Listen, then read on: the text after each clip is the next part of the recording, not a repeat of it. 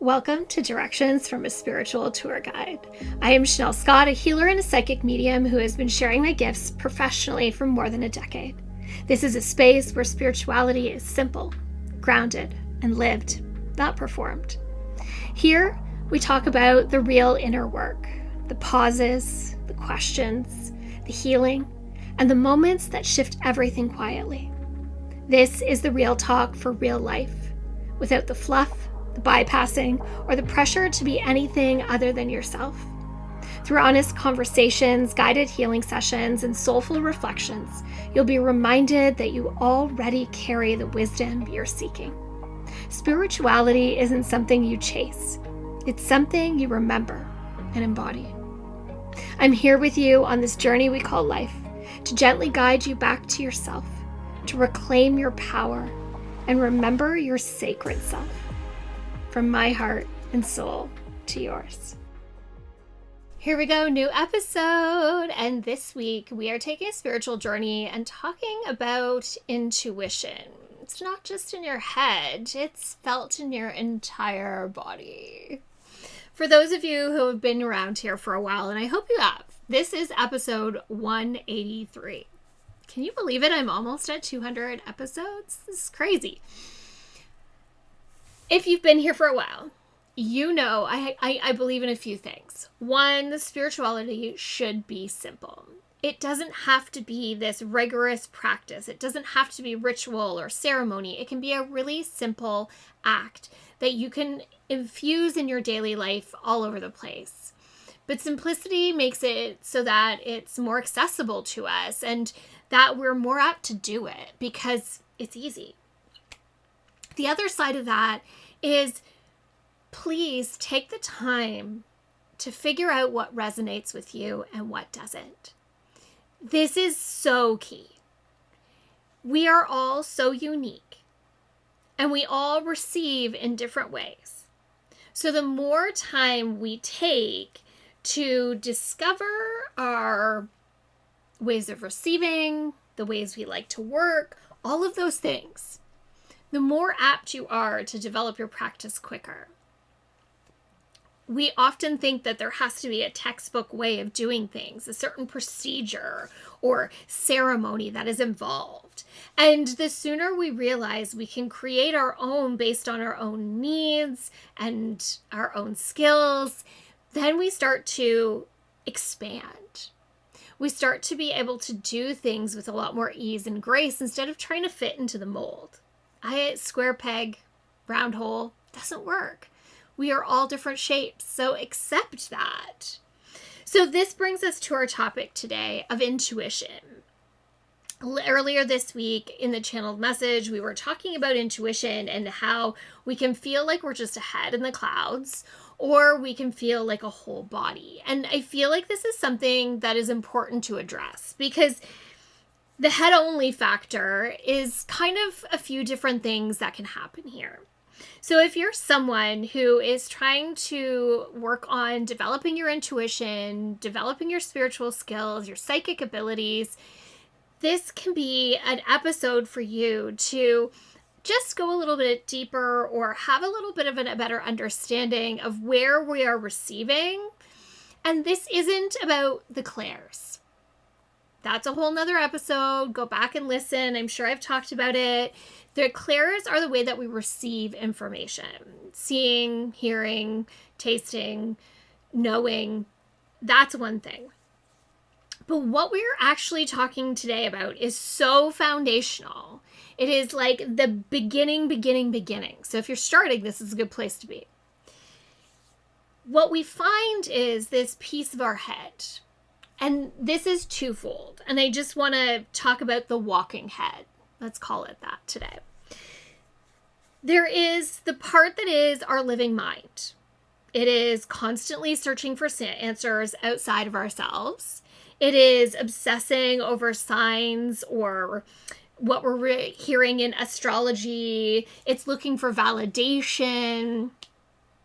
There is this feeling of like being spiritually connected, but at the same time disconnected or unplugged, emotionally unavailable. And this is this piece of like we're in our head and in our mind, and we're not actually dropped into our soul and into our intuition. The mind is a busy place. The mind has a few like scientific rules that kind of keep it stuck in a place that isn't necessarily the place we want to work from.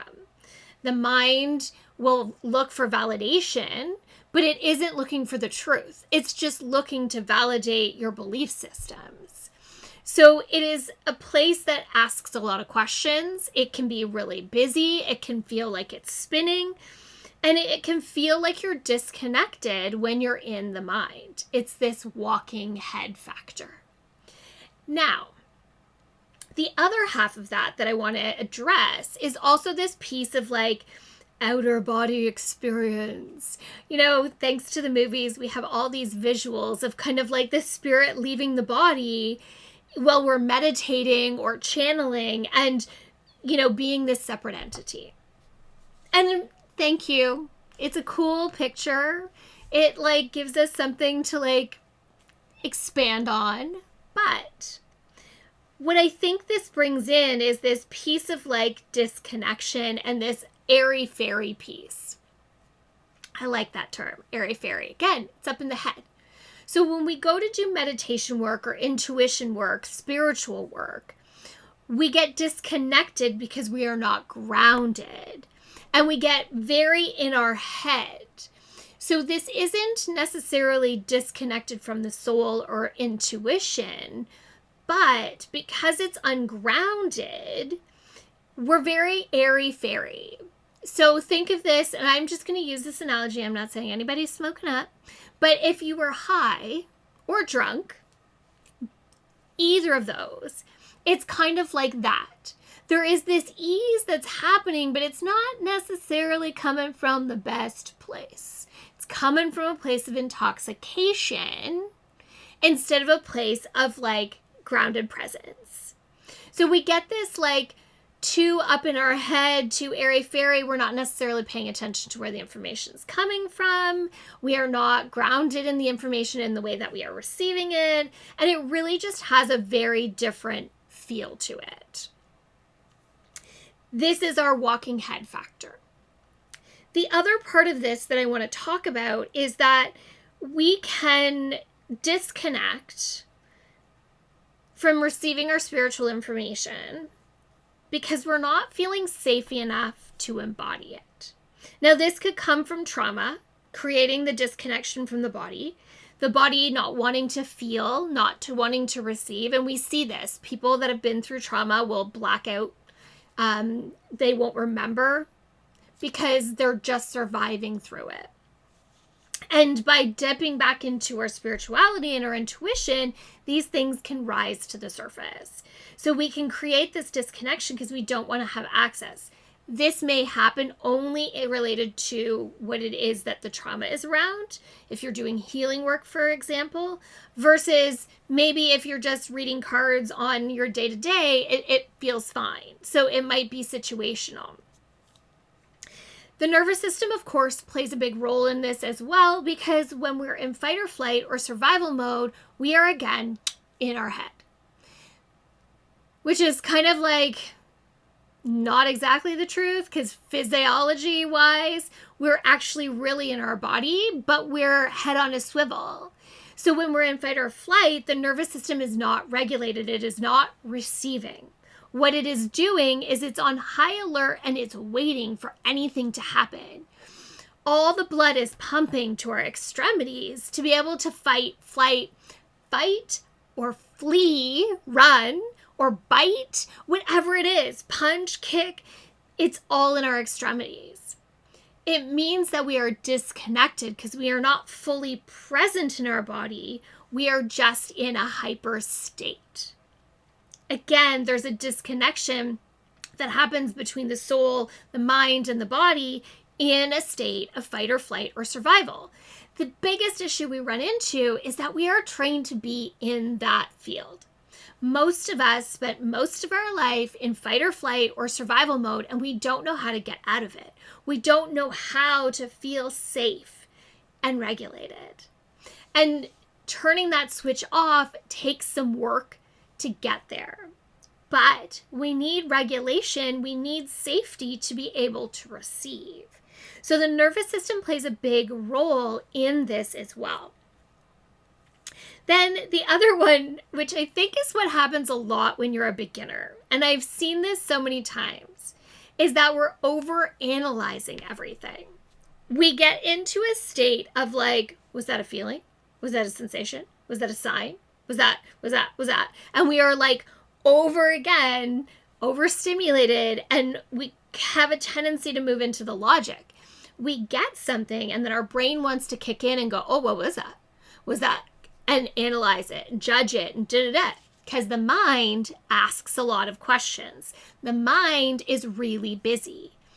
The mind likes to get in the way, and it's just the way we are programmed. I know, it's frustrating because our programming gets in the way. We live in a society that values education, higher education. It doesn't necessarily value wisdom or knowledge. They can be two very different things. Someone who is book smart isn't necessarily wise. So this piece of like the brain stepping in and wanting to analyze and judge, we're programmed through school to do that. We are not programmed to just receive and allow. So of course, I brought up all these things that are issues that get in the way. And when we start to realize the different feeling between being in our head and being in our whole body, we start to recognize that intuition is a full body experience. It is about expansion. It is about softness and steadiness. It is a calm knowing and a grounded clarity. It is a body exhale. It is goosebumps. You know you've had that moment where somebody said something and you get the goosebumps all the way up your arms. Or I love it when they start in my toes and go all the way to the top of my head. This piece of being present in the body, having a calm nervous system, finding safety. This is where the transition starts to happen. Because instead of being all up in the head, we're feeling and sensing from our entire body. We're no longer asking questions, but we are receiving the statements of our soul. Our soul doesn't ask you questions. Well, sometimes it'll throw one in there for you. But for the most part, our soul is not asking questions. Our soul is making statements because it knows.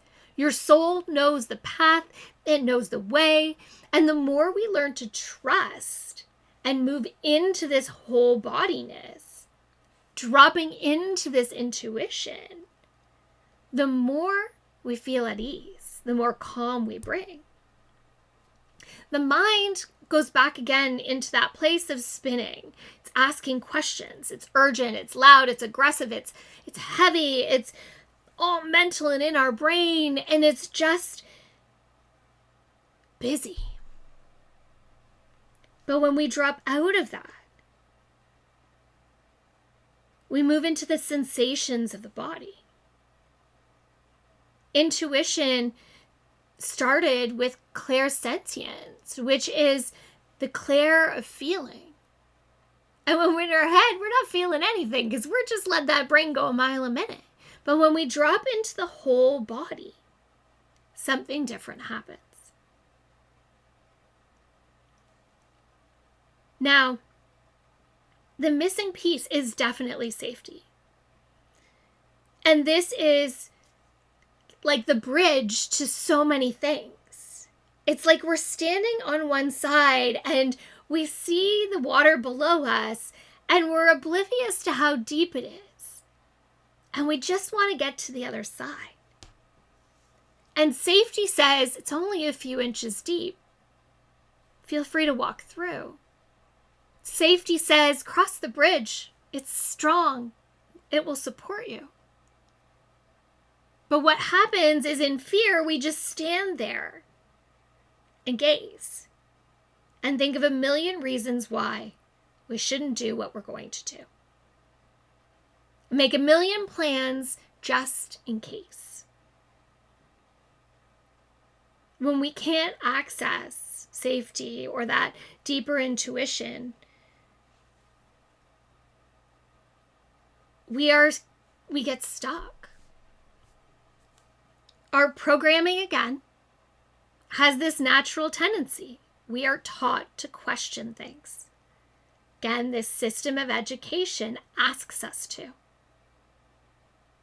We are at a very young age, pulled out of feeling in our own bodies to be forced to sit into a classroom and be quiet and to receive the information that's being given to us. We are taught not to ask questions of authority, but to take what they say.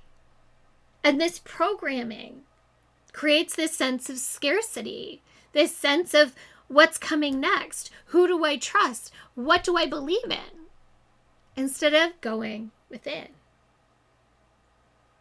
We don't access our deeper intuition because we don't feel safe in our body. We don't trust ourselves. We've learned to override so many things. When the feelings come up, we're told to shut it down. Were you told as a kid to pull up your big girl panties and let's get on with things? Or stop crying or I'll give you something to cry about? There's so many pieces where we don't acknowledge the feelings and the emotions and the body and the sensations. Instead, we're told to just keep on trucking. I grew up in the dance world. We didn't honor our bodies. We pushed through everything. If it was beautiful and it hurt, it didn't matter. If you look at a professional ballerina's feet, you can see that one. Their feet are horrendous, but their bodies are beautiful as they're dancing. And that's what matters. We are programmed to override and to shut it down so that we can just coexist and survive. We're taught to mistrust our own emotions. Again, don't listen to it, just keep on going. You can do this. Even if you're scared, just do it anyways. We're taught this. We are constantly in a state of dysregulation, and nobody teaches us to regulate. Although I do feel like times are changing a bit. But those of us who grew up waiting for the streetlights to come on so that we knew to go home, we grew up in this. How do we bring ourselves to a state of regulation? What are the tools that we use? Healing is not becoming more spiritual. It is becoming more connected. It is feeling the line between body and soul. It is getting aligned with wholeness. And there's so many nervous system tool regulation. Nervous system regulation tools that we can use. I teach Yoga Nidra every month. The whole goal of that practice, of laying there for that hour, is to surrender to your mat and to allow, to not think, to not judge, to not analyze, but just receive. To allow the body to reset, to recalibrate, to regulate completely. There are so many embodiment practices that we have. Even just breath is a way to calm the nervous system. Why do you think in meditation we start with few deep breaths? A few deep breaths where the exhale is longer than the inhale will begin to regulate the nervous system. Energy healing, meditation, subconscious work. All of these things can help to regulate the nervous system. I personally love to work with the root of our belief systems. when we start to understand why we created these belief systems to create this false sense of security and safety, we start to understand how to reprogram them. And they often can interfere with our intuition. Now let's come back to the body. It isn't about escaping anything. It is about embracing wholeness. It is not about escaping being human. It is meant to help us be fully present in the human experience. I like to think of intuition like a tree. Think of a tree's roots digging down into the earth. This is grounding. We are connected to Mother Earth, who is very intuitive and has tons of energy to share with us. But when we anchor in the energy of Mother Earth, we create groundedness, stability, foundation. This is the beginning of regulation and safety in the body. It's moving us into this place.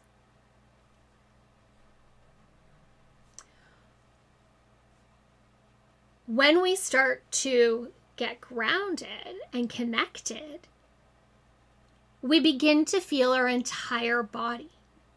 The energy from our roots starts in our feet and it moves upward. It is creating this lower energy connection, and it is starting the flow. Now our branches reach up to the heavens, out to the universe. These are our receptors. This is where we receive. You can think of often the crown of the head opening up and receiving through the top of the head. But as a tree, think of all the branches, the teeny tiny little branches at the ends. And these are all receptors for receiving information. So it's not just this floaty thing flying around and collecting, but it is this strong and sturdy thing that is opening to receive. We become a clearer channel. Grounding into our spirituality, grounding into our body, and honoring the sacredness of our body and soul. It is learning to trust ourselves. And that one's a challenge because the first lesson in anything intuition-based is trust. We must trust ourselves.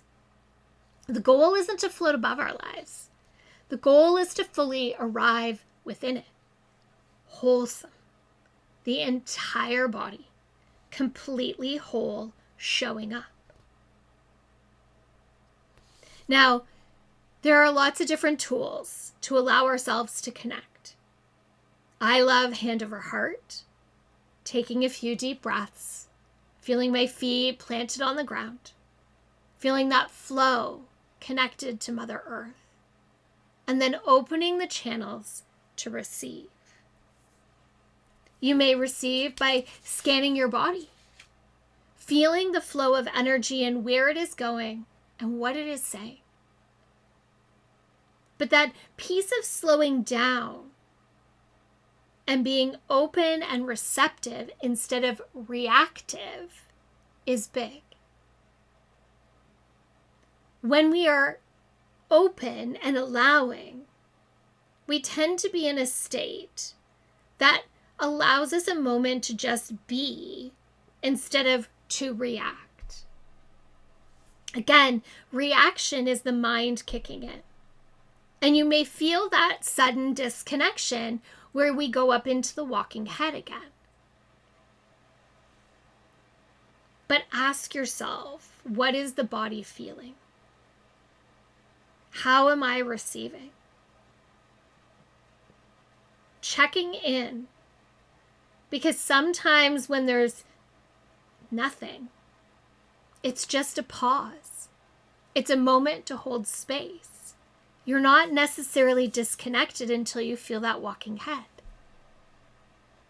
Taking the time setting ourselves up for success, being in a state of nervous system regulation, finding safety, being in a place where we can find calm and peace and quiet, maybe putting on a little music to distract the mind.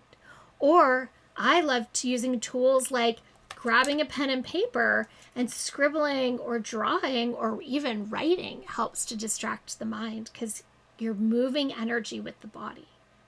Talking out loud can also be really helpful. But it's about noticing the energetic shift. Noticing when we've moved from walking head to full body intuition or disconnecting again. This takes practice. This takes time. Again, your intuition doesn't live outside of you. It moves through you, through your body, through your energy, through your breath, through your presence. The wholeness is the key. And the more connected you become to yourself, the easier it becomes to hear, feel, see what is always speaking to you, what's coming through, how we are receiving. Intuition lives in the body. It's why we call it mind, body, and soul. Now, just to throw in at the end here, I've talked about this before, but this year has brought this shift in the way that we show up. And what Spirit is asking of us, what the universe is asking of us, is to show up in this wholeness, to allow the soul to speak, to let it make its statement in truth. And from there, we then can allow the mind to step in, to create a plan, to access, to embody.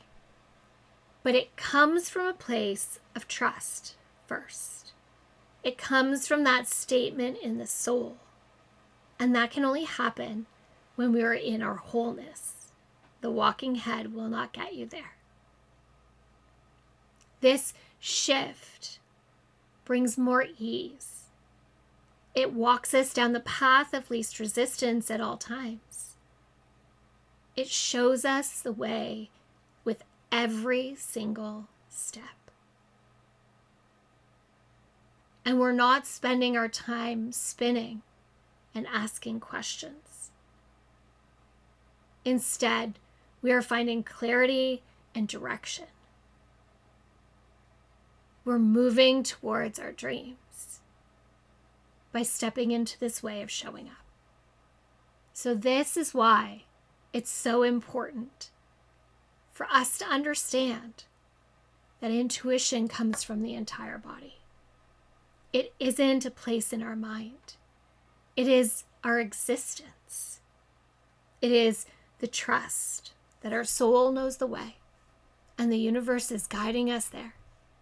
And all we have to do is show up, to be present and allow, to just turn that logical brain off for a few minutes.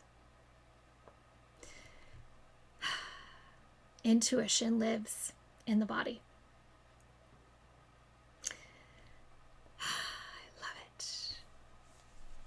If you are looking for some nervous system regulation, I offer a Yoga Nidra Club, which is $10 Canadian a month. And when you join, you get a live Yoga Nidra every month on Zoom or in person at Dundas Yoga and Fitness.